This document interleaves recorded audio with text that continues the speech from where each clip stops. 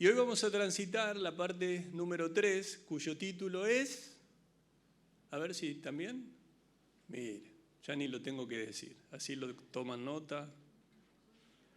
Acuérdate de mí cuando vengas en tu reino.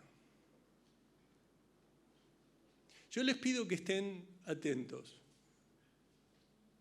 Yo les pido que traten de dejar a un lado todas las preocupaciones e incluso todo lo que puedan estar sintiendo por dentro, que a veces es una mezcla de emociones, y que puedan escuchar lo que el Señor nos quiere hablar a través de su santa palabra, que puedan escuchar con atención la Biblia, la palabra de Dios, porque es la única que puede sanar nuestro corazón, es la única que puede transformarnos, y a través de la palabra de Dios el Señor trae no solo salvación, sino que además nos da las fuerzas para continuar, nos da las fuerzas para cambiar, nos trae gozo, nos trae alegría, algo que el pecado nos quita. El pecado te quita todo gozo, y más si sos cristiano. No hay posibilidad de que seas cristiano, estés pecando y tengas gozo en tu corazón.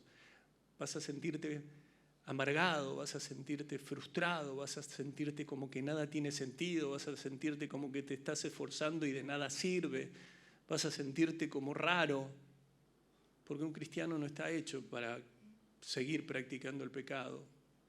Un cristiano no tiene que vivir una vida de amargura y de rencor, sino que un cristiano está llamado a gozarse en las virtudes y en las bondades de quien nos salvó. ¿Amén? Muy bien. Acuérdate de mí cuando vengas en tu reino. Yo les voy a pedir, si por favor me acompañan nuevamente para iniciar esta parte 3 a la epístola a los Romanos, al capítulo 10. Vamos a leer el versículo 9 y 10 del capítulo 10.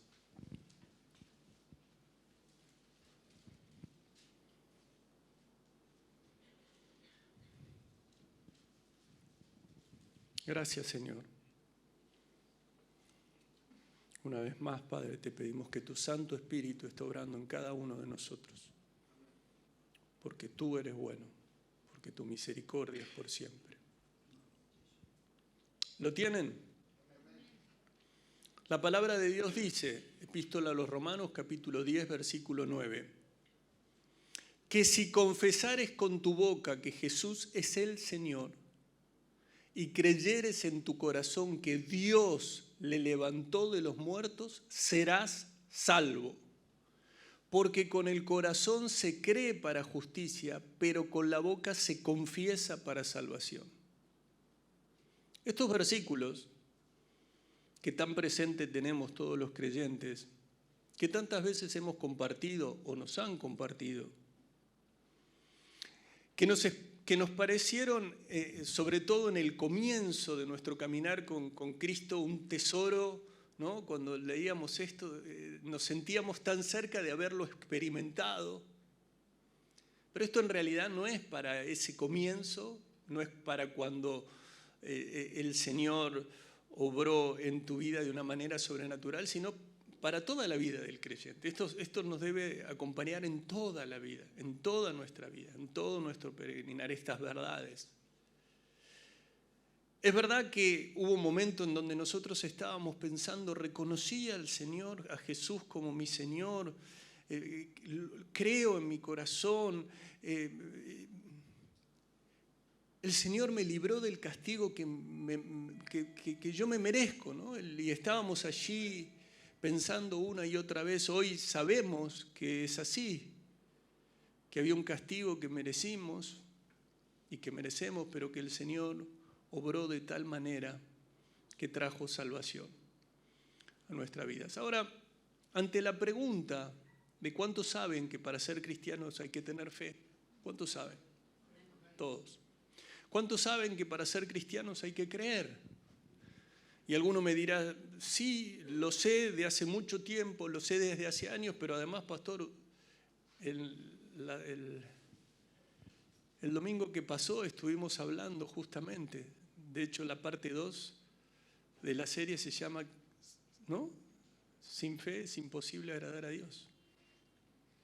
Y cuando vamos allí, Si ustedes quieren dejar una marquita ahí en Romanos, pero si quieren acompañarme a Hebreos capítulo 11, allí veíamos que en el primer versículo del capítulo 11, el Señor, en su generosidad, en su misericordia,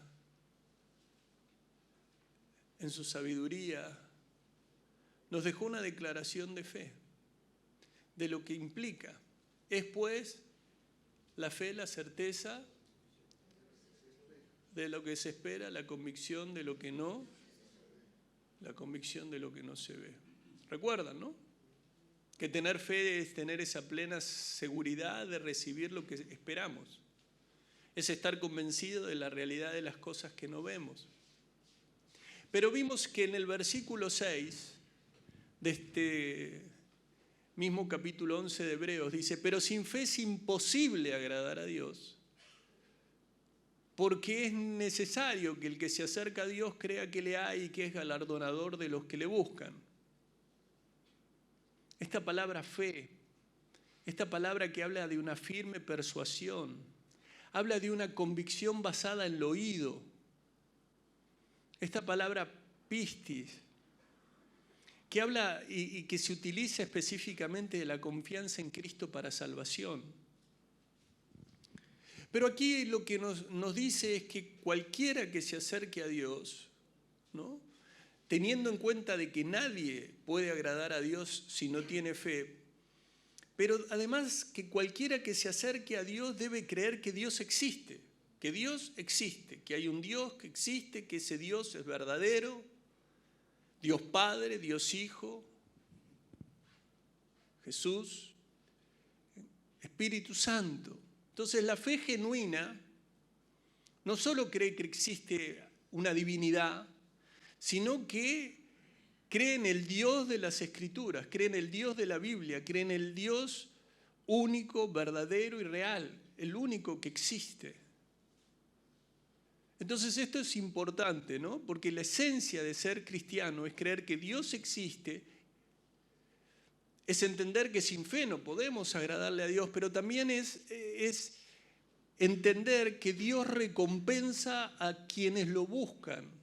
Allí dice que es galardonador. El Señor nos premia, es galardonador. Una persona debe creer no solo que Dios existe, sino también que recompensará la fe de aquellos seres humanos que pongan su confianza en Él, en su perdón, en su justicia.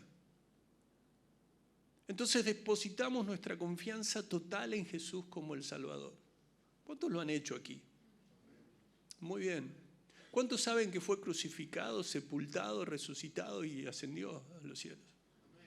¿Cuántos saben que nosotros lo estamos esperando, que anhelamos su regreso, que esperamos con amor esa segunda venida, que esperamos con ansias? Bueno, muy bien. Ahora, no lo busquen, pero recuerden lo que leímos al comienzo, que si confesares con tu boca que Jesús es el Señor, que si confesares con tu boca que Jesús es el Señor y creyeres en tu corazón que Dios le levantó de los muertos, serás salvo. En Romanos, al comenzar el capítulo 10, ustedes saben que había una inquietud, un dolor, una situación que estaba atravesando el apóstol Pablo, porque él estaba con un deseo en su corazón y tenía una oración a Dios por Israel que era para salvación. Él oraba para salvación. Él tenía familiares, él tenía parientes que no eran salvos. Y él lo sabe porque sabe cómo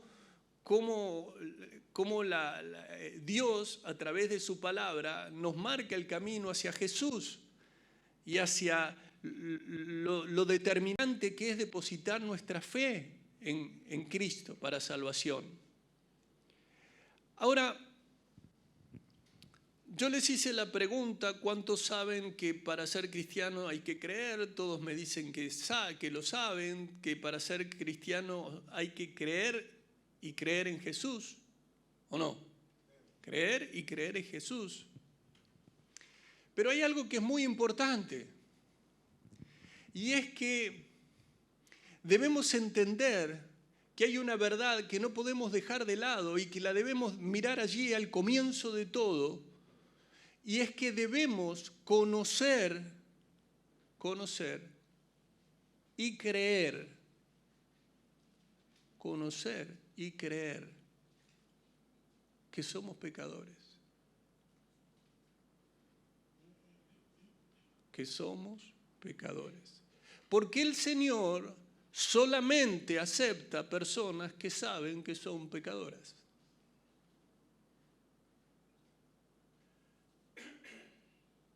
Cuando vos depositas tu confianza en el Señor, te acercás entendiendo que tenés necesidad de un Salvador, ¿o no?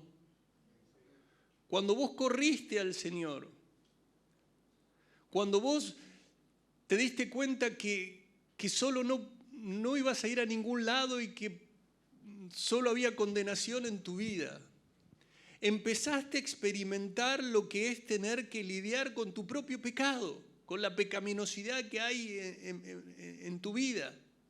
Entonces yo los invito a que juntos podamos ir al Evangelio de Lucas, al capítulo 23.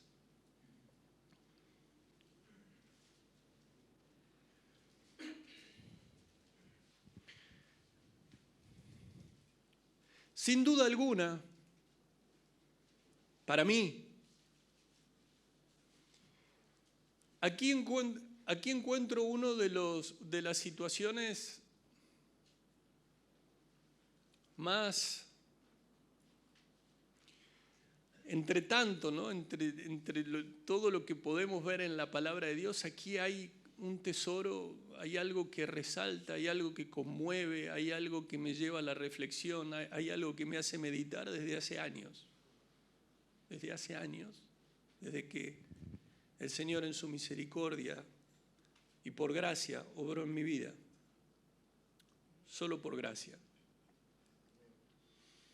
Los invito a que podamos leer juntos en Lucas capítulo 23, vamos a leer a partir del versículo 26.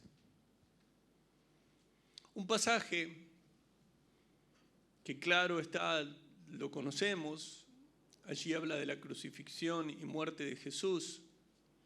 Y en Lucas capítulo 23, versículo 26, la palabra de Dios dice: y llevándole, tomaron a cierto Simón de Cirene que venía del campo y le pusieron encima la cruz para que la llevase tras Jesús. Recuerden que esa cruz pesaba aproximadamente 120 kilos. Acuerden todo lo que implica esa cruz, ¿no? Cuando el Señor dice, niéguese a sí mismo y tome su cruz, ¿no? Cuando los discípulos dijeron, ¿qué? Claro, la cruz no era lo que significa para muchos que es algún tipo de dije colgando del cuello. La cruz era lo que ellos veían allí al costado y veían a personas sufrir, a personas ser torturadas, personas tener la muerte y la muerte más vergonzosa que era la muerte de cruz. Y el Señor dice, ustedes se tienen que negar a sí mismo hasta el punto y tomar su cruz. Bueno, lo vimos y por allí hay una enseñanza en la página, los invito. Creo que se llama Tome su cruz o niéguese a sí mismo. Muy bien. Entonces allí dice el versículo 27, y le seguía gran multitud del pueblo y de mujeres que lloraban y hacían lamentación por él. Pero Jesús, vuelto hacia ellas, les dijo, hijas de Jerusalén, no lloréis por mí, sino llorad por vosotras mismas y por vuestros hijos. Porque aquí vendrán días en que dirán bienaventuradas las estériles y los vientres que no concibieron y los pechos que no criaron. Entonces comenzarán a decir a los montes, caed sobre nosotros, y a los collados, cubridnos. Porque si en el árbol verde hacen estas cosas, en el seco, ¿qué no se hará? Versículo 32. Llevaban también con él a otros dos que eran malhechores para ser muertos. La palabra que habla allí de malhechores literalmente es mal obrar, mal obrador. Habla de un criminal. Llevaron, y fíjense que allí dice, y llevaron con él a otros dos, ¿no? Ambos criminales para ser ejecutados con Jesús. Entonces hubo 3 cruces aquel día en el Calvario. Y en la cruz del medio, Jesús. Y una cruz de criminal con un criminal a cada lado. Ahora en Mateo, en el capítulo 27, ustedes no lo van a buscar, por favor. Versículo 38 dice, entonces crucificaron con él a 2 ladrones, uno a la derecha y otro a la izquierda. Ladrones, dice en Mateo. Ahora, esta palabra denota, ustedes piensen que cuando dice allí 2 ladrones, estos 2 ladrones probablemente no eran solamente aquellos que robaban, no implica que robaban solamente, porque los ladrones comunes no eran crucificados, sino que posiblemente estos eran hombres que eran rebeldes, hombres que saqueaban, hombres que robaban, y probablemente, o se puede pensar, que estuvieron envueltos también en la rebelión junto con Barrabás. ¿Por qué? Porque si leemos en Marcos 15:6, dice, ahora bien, en el día de la fiesta les soltaba un preso cualquiera que pidiesen. Ustedes recuerdan. Y dice, y había uno que se llamaba Barrabás, preso con sus compañeros de motín, que habían cometido homicidio en una revuelta. Y si buscamos en Juan, nos encontramos que dice, entonces todos dieron voces de nuevo diciendo, no a este, sino a Barrabás. Y Barrabás era ladrón.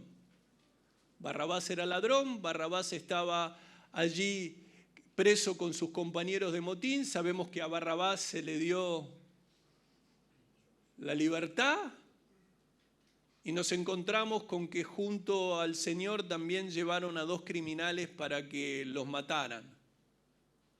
¿Se entiende, no? Nadie que robaba iba a terminar en una cruz. Tenía que haber algo más.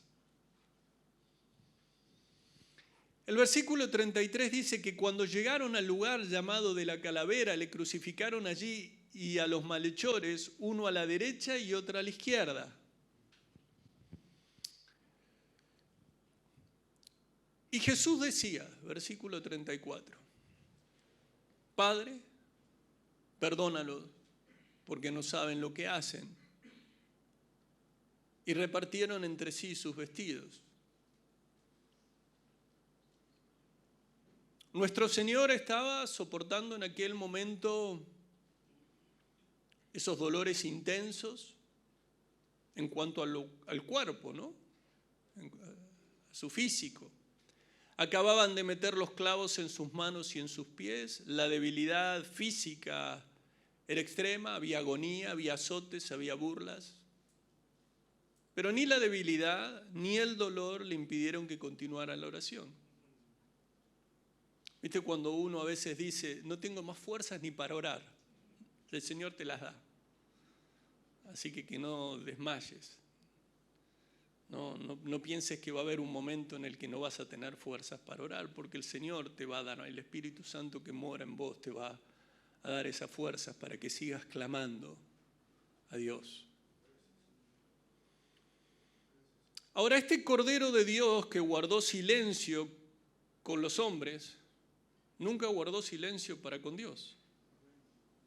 Y esta es otra de las cosas que aprendemos de nuestro Señor, de nuestro Salvador. Tanto para aprender su vida, todo, cada momento. ¿Por qué? Porque aquel que había cerrado su boca ante las injurias, ante los maltratos, ante los abusos, siguió teniendo su boca abierta. ¿Para qué? Para que tan pronto como que Cristo fue clavado en la cruz, oró por aquellos que lo crucificaron. A ese Cristo nos tenemos que parecer. Amén. Digo para aquellos que se enojan por cualquier cosa, ¿no?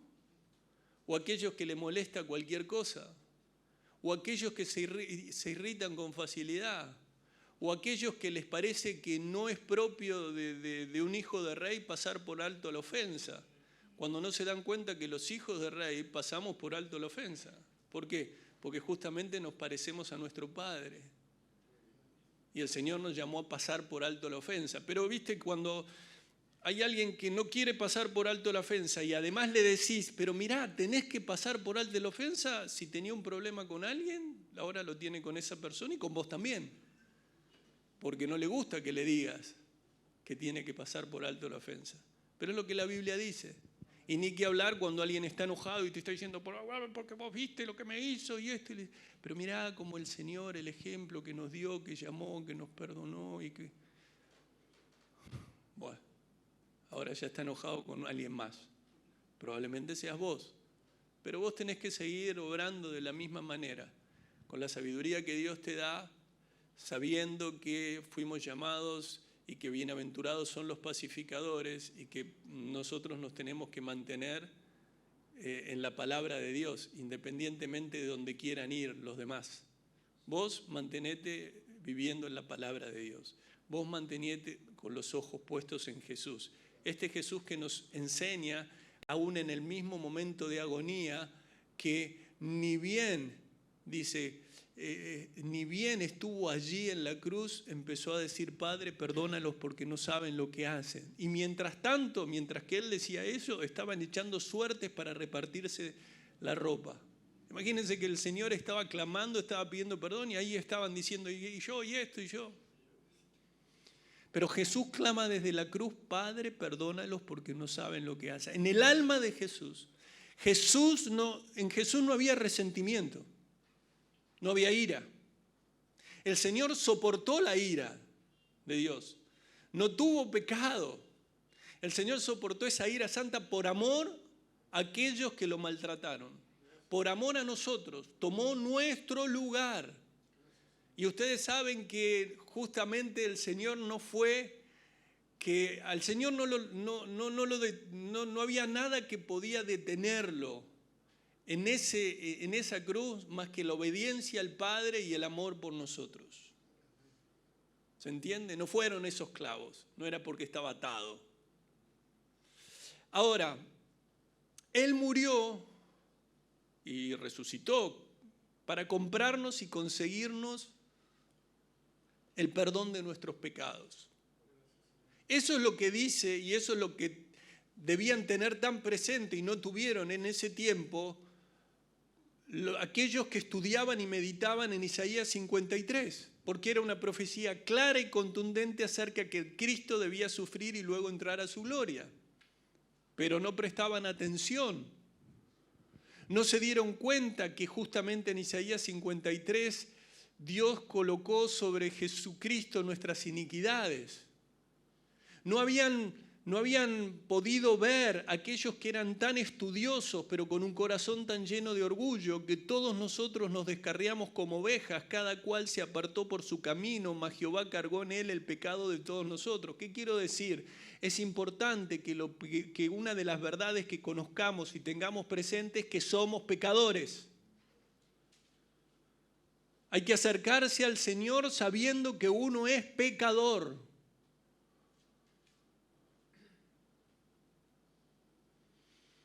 Y tampoco pudieron advertir que angustiado él y afligido no abrió su boca. No abrió su boca, como cordero fue llevado al matadero y como oveja delante de sus trasquiladores enmudeció y no abrió su boca. Pero sí dijo, Padre, perdónalos porque no saben lo que hacen.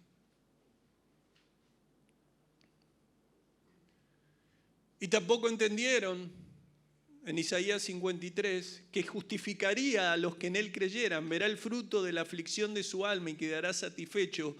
Por su conocimiento justificará a mi siervo justo a muchos y llevará las iniquidades de ellos. Miren todo lo que estaba ocurriendo en ese momento y tantas otras cosas más. Y miren el llamado que se nos hace de esa cruz a ver cómo Cristo nos amó. Nosotros No lo pusimos en nuestro lugar. Él se puso a sí mismo.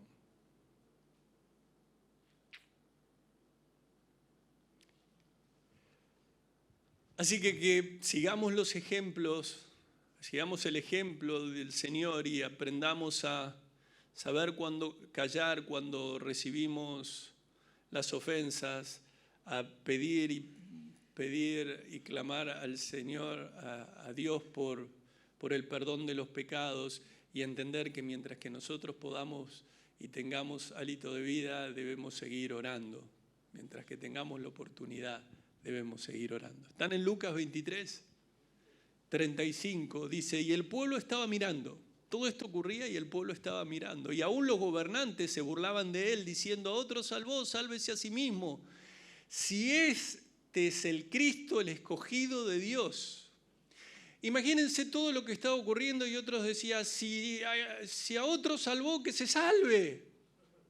Y no estaban dándose cuenta que el Señor optó por no salvarse a sí mismo para poder salvarnos a nosotros. El Señor eligió, porque el Señor podía salvarse a sí mismo, pero no podía salvarse a sí mismo y al mismo tiempo ser salvador de otros. Por eso eligió por los otros. ¿Cuánto que aprender de Jesús? De ese Jesús al que nosotros llamamos nuestro Señor, pero que no actuamos como si fuera nuestro Señor. Y por eso el Señor nos dice, el Señor les dijo, me dicen Señor, Señor, ¿y por qué no hacen lo que yo les digo? Muchos Señor, Señor, pero ¿por qué no hacen lo que yo les digo? Entonces, ¿qué eligió el Señor? Quedarse allí en la cruz. ¿Qué eligió el Señor? Tomar nuestro lugar. En el versículo 36 dice que los soldados también le escarnecían acercándose y presentándole vinagre. Entonces estaba el pueblo mirando, los gobernantes se burlaban, diciendo a otro salvó, si es el Cristo, el escogido de Dios, que se salve. Dice que los soldados también le escarnecían, diciendo, tú eres el rey de los judíos, sálvate a ti mismo, en el versículo 37.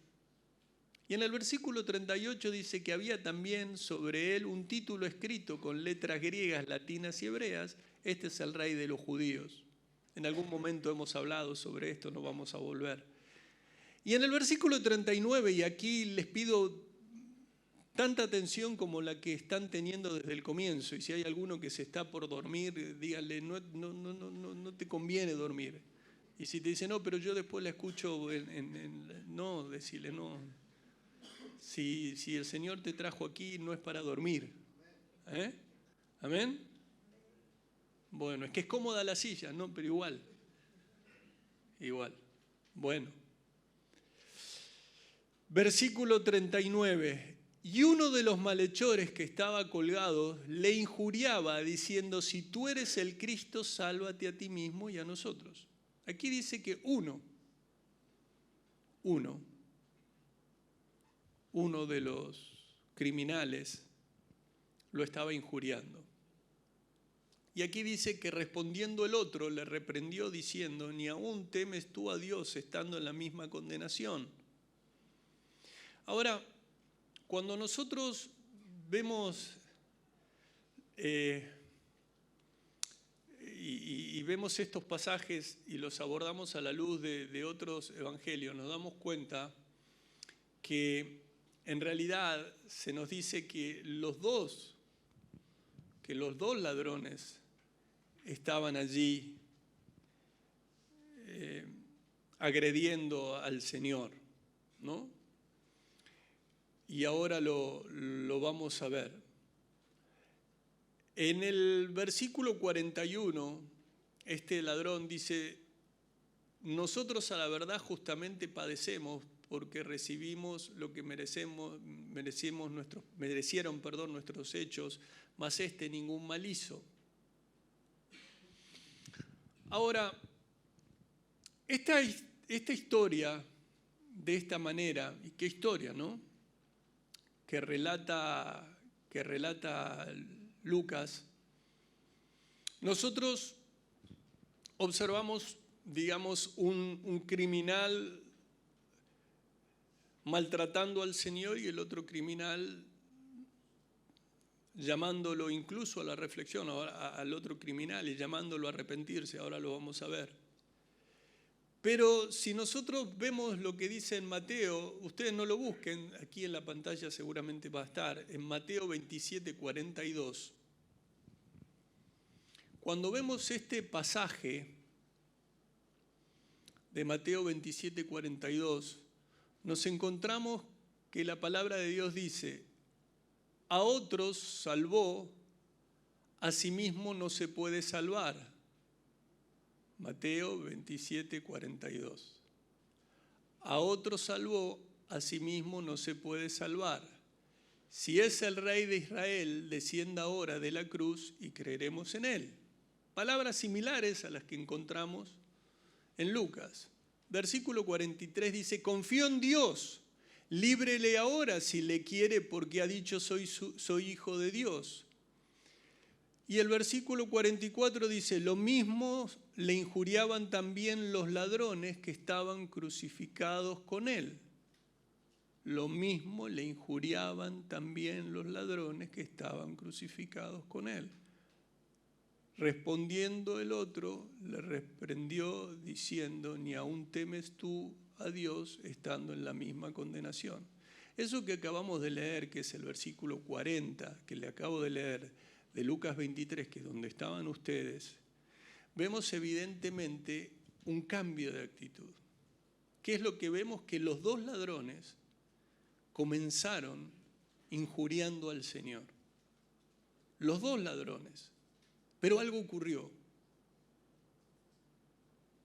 En algún momento, ese ladrón que estaba a un costado del Señor empezó a guardar silencio, empezó a dejar de burlarse de él y empezó a arrepentirse. Empezó a reprender a su compañero, empezó a reconocer su propia culpa, empezó a admitir que tanto él como su compañero merecían esa muerte y esa muerte de cruz. Fíjense lo que leemos en el versículo 40. Respondiendo el otro, le reprendió diciendo: ¿ni aún temes tú a Dios estando en la misma condenación? Es enfático, ¿no? Diciéndole: si hay otros que lo están injuriando, no seas vos, o no te das cuenta, no tenés temor de Dios que te vas a encontrar, con el que te vas a encontrar pronto como tu juez. Estaban tan próximos a la muerte, sin embargo, había quien se mantenía endurecido en su corazón. Y hay otro que, estando en la misma situación y habiendo comenzado de la misma manera, vociferando contra Jesús, empieza a ver posiblemente cómo actuó Jesús. Empezó a ver cómo el Señor se mantuvo sereno en medio de los agravios. Empezó a ver cómo, lejos de maldecir, empezó a decir: Padre, perdónalos porque no saben lo que hacen. Y obviamente el Espíritu Santo empezó a obrar. Así que aún cuando empezaste muy mal con Jesús, podés terminar muy bien si te arrepentís. Si empezaste mal y seguís mal, seguirás como uno de esos criminales que nunca se arrepintió. Pero si vos tuviste una vida de pecado y empezás a darte cuenta y aún en algún momento te burlabas de Cristo, porque déjenme decir, muchos de los que estábamos aquí antes de tener un encuentro con el Señor nos burlábamos de las cosas de Dios. Algunos sí, otros no. De hecho, cuando vos vas a compartirle el Evangelio a alguien, hay algunos que se burlan de Jesús. Y no están, según ellos y en su entendimiento, tan próximos a la muerte. Sin embargo, se burlan. Bueno, aquí lo que nos damos cuenta es que este ladrón, este malhechor, tuvo un cambio al estar allí cerca de Jesús, al poder escucharle probablemente, y el Espíritu Santo obrando de tal manera que el versículo 41 dice, nosotros a la verdad justamente padecemos.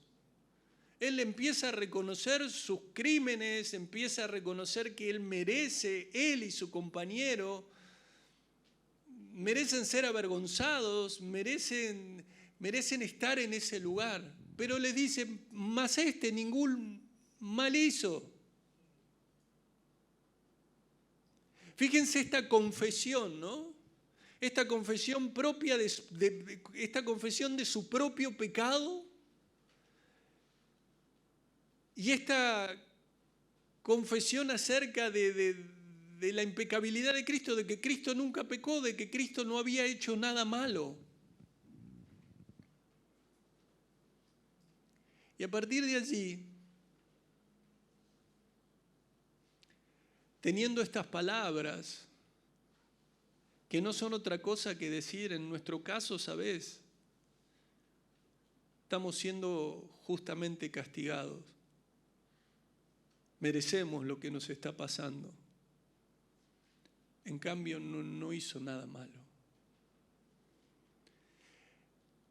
Nos da una historia y nos da una situación absolutamente diferente a tantos encuentros que Jesús tuvo con pecadores.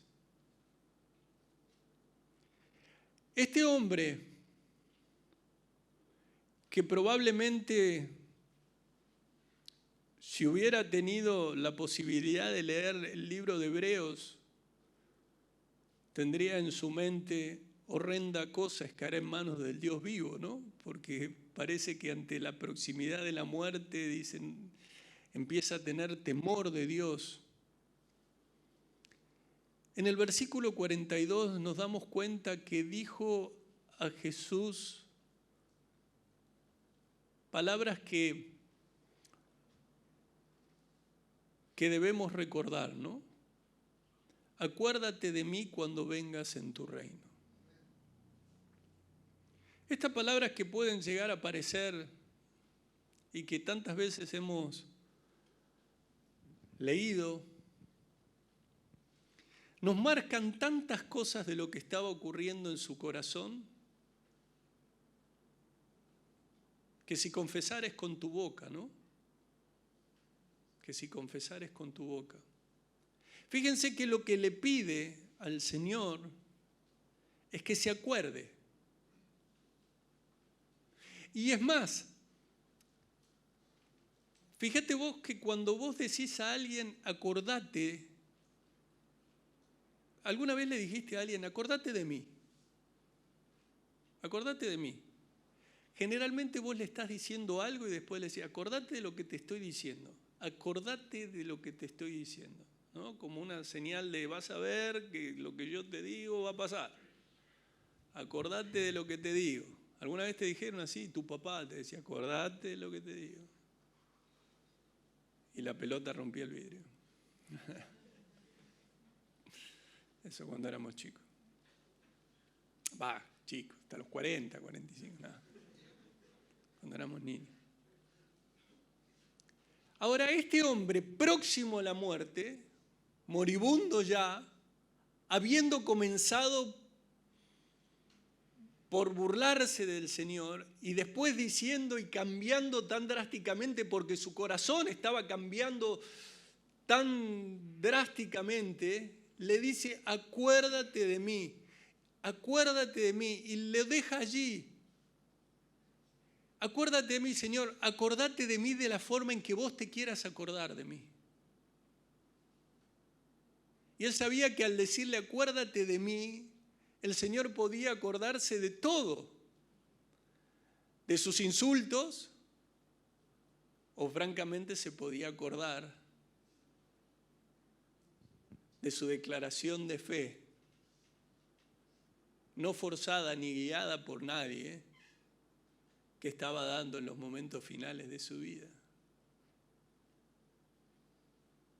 No espera que el Señor lo recuerde como algo que no era y le dice: Señor, vos sos digno de recordarme como vos quieras, pero sí acuérdate de mí cuando vengas en tu reino.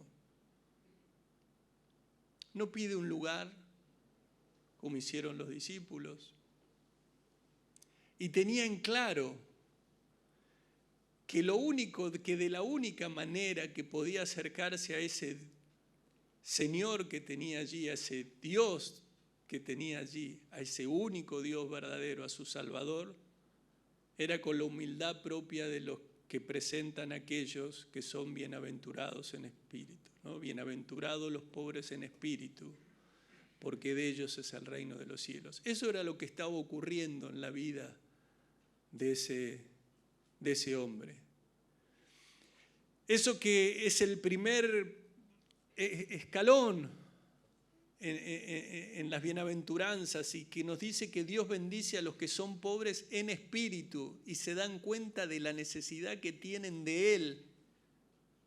Y dice: porque el reino de los cielos le pertenece. Así que este hombre humillado en el arrepentimiento verdadero y empieza a dar frutos del arrepentimiento, y da esos frutos que le permiten las circunstancias. ¿Qué quiero decir? No es que tuvo más vida para mostrar esos frutos dignos de arrepentimiento, quedó allí. Pero si hubiera bajado, hubiera caminado de una manera distinta. ¿Cómo lo sabemos? No sé, el Señor lo sabe.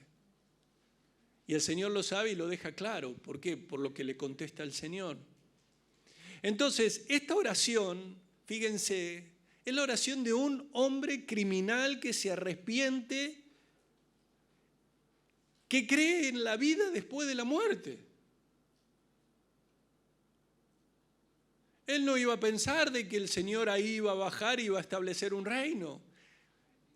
Como pensaban sus discípulos querían que el reino, ¿no?, se establezca y que venza al imperio romano. No, Él dice: acuérdate de mí cuando vengas en tu reino. Entonces, ¿qué era lo que estaba pensando? Y bueno, él estaba creyendo, él estaba confiando, él suplica la misericordia de Dios, sabiendo que no tenía más esperanza aparte de la gracia que Dios podía ofrecerle. Que esa gracia estaba en manos de Jesús, en ningún otro. Demuestra su fe en Jesús, una fe verdadera. Y cuando le dice: acuérdate de mí cuando vengas en tu reino, está diciéndole: yo sé que vos vas a resucitar. Yo sé que la muerte no te va a detener. Yo sé que vos sos soberano en ese reino. Yo sé que lo que tus discípulos no creyeron y que vos le dijiste tantas veces, yo lo creo, aunque probablemente no lo había escuchado nunca. Los discípulos, el Señor una y otra vez le dijo: es necesario que padezca y al tercer día resucite. Sin embargo, allí, con el Espíritu Santo obrando, se dirige a aquel que le rindió su corazón y le dice: acuérdate de mí cuando vengas en tu reino. Jesús había hablado repetidas veces acerca de lo que estaba por venir. Sin embargo, no podemos saber si este hombre había escuchado en alguna oportunidad. Pero el hombre, si bien no tenía, este ladrón, si bien no tenía demasiado claro cómo iba a ser, cuándo y demás, le dice: acordate, no importa ahora, en aquel tiempo, acordate. Pero, ¿cuántos saben que el Señor hace todo mucho más? El Señor hace todo mucho, de una manera todo mucho más, infinitamente más de lo que le pedimos, ¿no? Este ladrón que se echa sobre la gracia del Salvador y el Señor le responde. Miren el versículo 43. Jesús en su misericordia, en su gracia, le aseguró su salvación. Entonces Jesús le dijo, de cierto te digo que hoy estarás conmigo en el paraíso. En Efesios leemos, y aquel que es poderoso para hacer todas las cosas, mucho más abundante de lo que le pedimos o entendemos según el poder que actúa en nosotros. A Él sea la gloria en la iglesia de Cristo Jesús por todas las edades, por todos los siglos de los siglos. Amén. ¿Cuántos están entendiendo esto? Este hombre le dijo, acuérdate de mí cuando vengas en tu reino, y el Señor le dijo, de cierto te digo que hoy estarás conmigo en el paraíso. Él había pedido una bendición a futuro. Él le había pedido que lo recordara. Y el Señor le está diciendo, mirá, yo te voy a decir algo. No solo te voy a recordar, sino que te afirmo, te prometo que estarás conmigo en el paraíso. No en el purgatorio, no en un lugar allí donde nadie sabe y todos dicen hay fantasmas. No, en el paraíso. Pero ¿qué quiso decir cuando dijo paraíso? Bueno, más allá de que paraíso es la palabra en el griego que se usa para hablar del jardín del Edén, más allá de que en la época de Jesús se usaba para hablar del lugar donde los hijos de Dios viven en paz y felicidad, las referencias que encontramos en el Nuevo Testamento se refieren al cielo. El paraíso, el cielo. Fíjense en 2 de Corintios capítulo 12, versículo 1. Dice, ciertamente no me conviene gloriarme, pero vendré a las visiones y a las revelaciones del Señor. Conozco a un hombre en Cristo que hace 14 años, si en el cuerpo no lo sé, si fuera del cuerpo no lo sé, Dios lo sabe, fue arrebatado hasta el tercer cielo. Y conozco a tal hombre, si en el cuerpo o fuera del cuerpo no lo sé, Dios lo sabe, que fue arrebatado al paraíso, donde oyó palabras inefables que no le es dado al hombre expresar. Allí vemos cómo se utiliza como sinónimo que indica que cielo y paraíso son el mismo lugar, ¿no? En Apocalipsis capítulo 2 versículo 7 se le dice a la iglesia, en el que tiene oído oiga lo que el Espíritu dice a las iglesias, al que venciere le daré de comer del árbol de la vida, el cual está en medio del paraíso de Dios. Bueno, amados, la verdad que aquí vemos un caso tan claro de cómo obra la misericordia de Dios. Vemos un caso tan claro en cómo las Escrituras también nos enseñan que uno es tomado y otro es dejado. No dijo, de cierto los dos estarán conmigo en el paraíso. De cierto uno estará en el paraíso. Y aquí queda en evidencia, y aquí queda demostrado que con tal que un hombre, que con tal que una persona se arrepienta y se vuelva a Cristo, obtiene el perdón. La cruz de Cristo trae esos beneficios incluso para los hombres que están próximos a su hora final. ¿Qué podemos hacer más que maravillarnos con este texto? ¿Qué más podemos hacer que maravillarnos con la gracia? ¿Qué más claro nos puede quedar que por gracia sois salvos por medio de la fe, y esto no de vosotros, pues es don de Dios, no por obras para que nadie se gloríe? ¿Qué más? ¿Qué más? sencillamente un hombre a punto de morir sin ninguna obra para poder hacer en cuanto a lo físico, se vuelve a Jesús en busca de perdón y el Señor lo aceptó. Ese que ve los corazones lo aceptó. No por obras, las obras no salvan, pero sí la fe en Cristo. Nunca es demasiado tarde para volverse al Señor. Nunca es demasiado tarde para volverse al Señor. Cuando vayas y le compartas a alguien y te dice, no, pero ya soy grande, nunca es tarde para volverse al Señor. Es que hice estas cosas, nunca es tarde para volverse al Señor. Ahora, déjame decirte, tampoco hay algunos que especulan con este pasaje y dicen, total, a último momento, primero que no aman a Dios, ya sabés que no aman a Dios. Y la realidad es que la mayoría muere como vivió. Si vivís negando al Señor, muy probable que mueras negándole. Y esto no porque Dios no quiera obrar, pero porque hay muchos que con su corazón endurecido, como el otro ladrón, como el que estaba al lado, como al que le dijo el ladrón que fue al paraíso con el Señor, que lo trató de animar al arrepentimiento, a que se diera cuenta que ellos eran pecadores, pero no quiso. Pero no aceptó. Entonces no hay nada mejor, no hay nada más lindo que poder aprovechar el caminar con Cristo desde una temprana edad.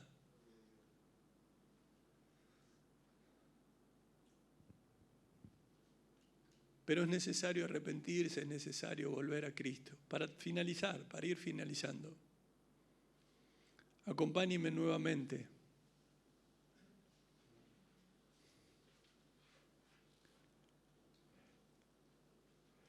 Allí vamos a leer Romanos.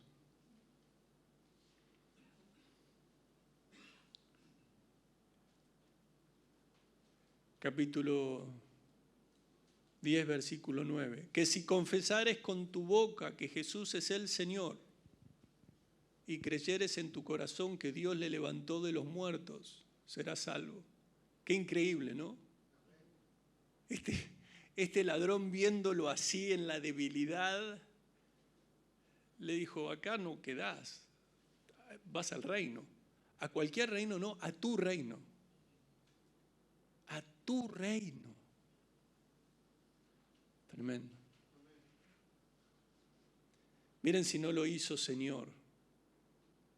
Miren si no lo reconoció como Señor.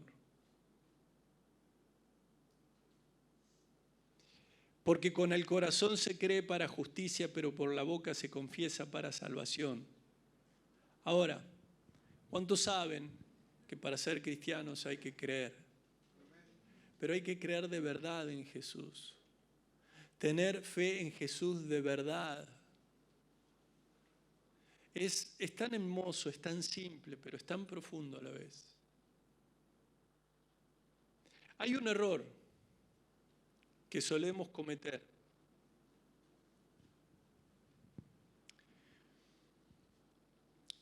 La obra sobrenatural de Dios, porque es sobrenatural lo que Dios hace en los corazones de las personas.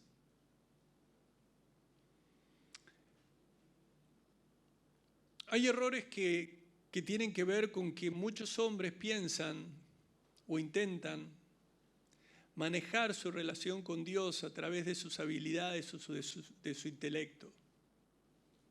Hay algunos que tienen la habilidad de recordar, de memorizar, son aquellos que muchas veces te recitan la Biblia que conocen de memoria, pero Biblia que no viven. Desde su intelecto, desde su habilidad, hay hombres, mujeres, no importa la edad que tengan, que quieren o pueden querer, pueden desear, pueden pretender engañar. Hay personas que engañan a otras personas y por un tiempo les resulta. Y hay muchos que viven engañando a muchos por tiempo largo. Entonces, ¿se puede pretender engañar a otras personas y conseguirlo? Sí. A veces por más tiempo, a veces por menos. ¿Se puede querer engañarse a uno mismo? Sí. Y hasta lograrlo. Hay quienes han repetido tanto mentiras que ya se creen que esas mentiras las vivieron. ¿Se entiende, no? Están convencidos de que ha pasado algo que fue mentira, pero lo repitieron con tanta insistencia que ya se creen que es verdad. Entonces hay hombres, mujeres, no importa la edad, que pretenden engañar a Dios. Ante la pregunta, ¿alguien piensa que puede engañar a Dios? ¿Qué responderían? No. ¿Pero alguien piensa que hay gente que intenta engañar a Dios? Sí. Son muchos los que piensan o intentan engañar a Dios. Esto ocurre desde Adán y Eva. Y continuará ocurriendo hasta el fin. ¿Alguien consiguió o ha conseguido engañar a Dios? No. No ocurrió ni ocurrirá. ¿Se puede estafar al hombre? ¿Hombre puede estafar a otro hombre? ¿Se pueden defraudar las personas entre sí? Sí, pero no se puede engañar a Dios. No se puede engañar a Dios. Y esta es la tranquilidad que tienen aquellos que confían en el Señor. Esa es la tranquilidad que tenía el Señor cuando le decían de todo. Él sabía quién era, Él sabía por qué estaba, Él sabía lo que le esperaba y no encontraba mayor gozo que satisfacer y agradar al Padre, aún en los momentos tan difíciles. Entonces, cuando la Biblia habla de no os engañéis, no erréis, no extraviéis, no descarriéis, no vaguéis, de vagar es la palabra planao, que dice no os engañéis en Gálatas 6:7, Dios no puede ser burlado, pues todo lo que el hombre sembrare, eso también segará. Esta es la realidad. No se engañen ustedes mismos porque nadie puede hacerle trampa a Dios. Uno cosecha lo que siembra. Dios no puede ser burlado. Este hombre en la cruz, este ladrón en la cruz, no podía tratar de fingir que se arrepentía, no podía fingir ante Dios que confiaba en Él. No era posible. ¿Y cómo sabemos que fue genuino su arrepentimiento? Por las palabras del Dios viviente. De cierto te digo que estarás conmigo en el paraíso. Dios no puede ser burlado. Entonces, no implica que se burlen de Dios las personas. De hecho, vemos cómo se burlaban, aún en la cruz. Lo que aquí habla contrasta claramente es que es imposible engañar a aquel que discierne los pensamientos y las intenciones del corazón.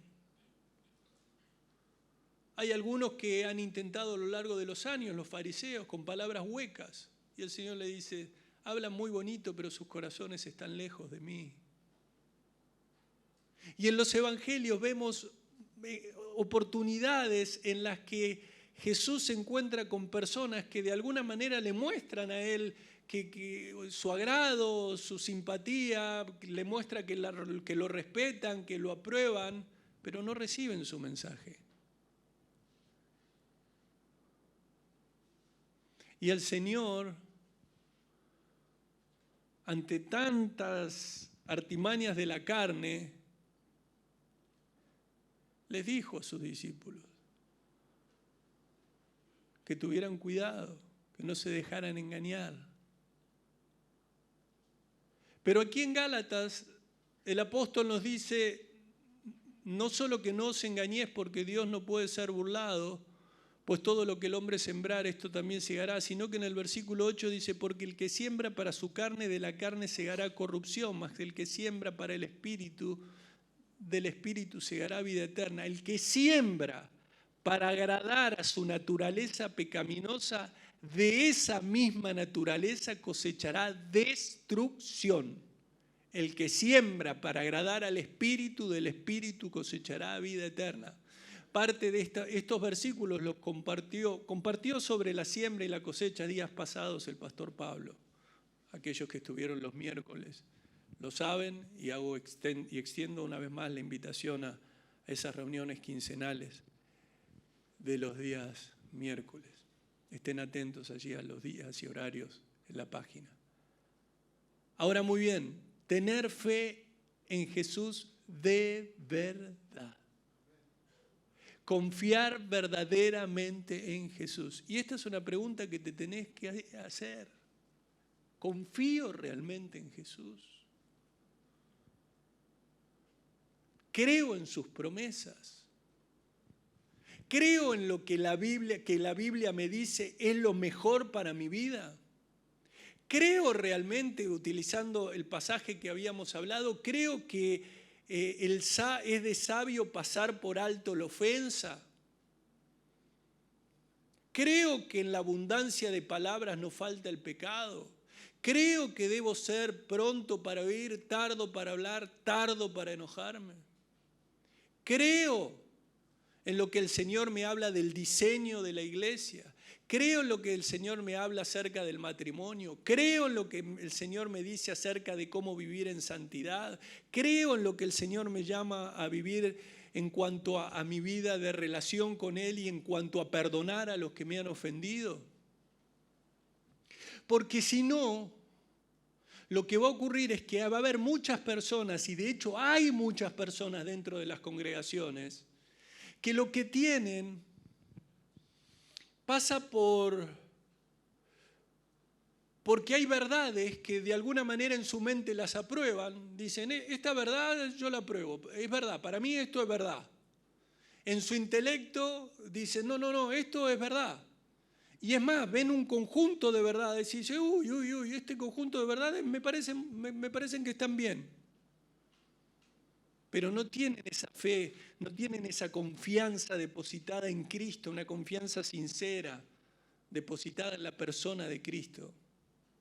Y es muy sencillo ver cómo estas dos formas, que son tan diferentes, nos llevan a lugares tan diferentes, porque una persona que realmente deposita su confianza en Cristo, si va caminando para un lado, empieza a caminar para el otro, se arrepiente, cambia de dirección. Pero hay otros que desde el intelecto aprueban determinadas verdades. Quizás escuchan una prédica y dicen, sí, yo creo que es Dios, yo creo que esto, yo creo que es el otro, pero es tu Señor, con todo lo que implica. ¿Depositaste tu confianza en Él o lo que vas a hacer es escuchar? Y así como quien sigue caminando y escucha algo que le llama la atención, sigue caminando hacia el mismo lugar. Bueno, déjenme decir, ¿no? Cuando alguien tiene ese encuentro con Cristo, es ese alguien que entiende que alguien que lo ama, lo llama. ¿Entendés que Jesús te llama? Jesús te ama. Y empezás a darte cuenta que Él te amó primero, pero que vos lo empezás a amar. Y te das cuenta que confías en esa persona y esa persona te dice, seguime. ¿Y qué pasa? Así lo haces. ¿Me están entendiendo, no? Esa es la fe personal, esa es la fe genuina, esa es la fe de alguien que escucha el llamado de Cristo y le sigue. Esa es la confianza sincera que produce una obediencia feliz. Obedeces al Señor y te gozás. En vez de criticar, no dejás de criticar, porque es mayor tu gozo en agradar a Dios que el gozo que te puede dar tu carne en pecar. ¿Cuándo ocurre esa maravilla de ver vidas transformadas? Que se gozan más en obedecer a Dios que en darle lugar a la carne y al pecado, ese pecado en el que estaban revolcados, ese pecado que les arruinó la vida, pero que les sigue trayendo allí determinados placeres temporales, criticar, murmurar y tantas otras cuestiones más, ¿no? Fíjense, porque manifiestas son las obras de la carne.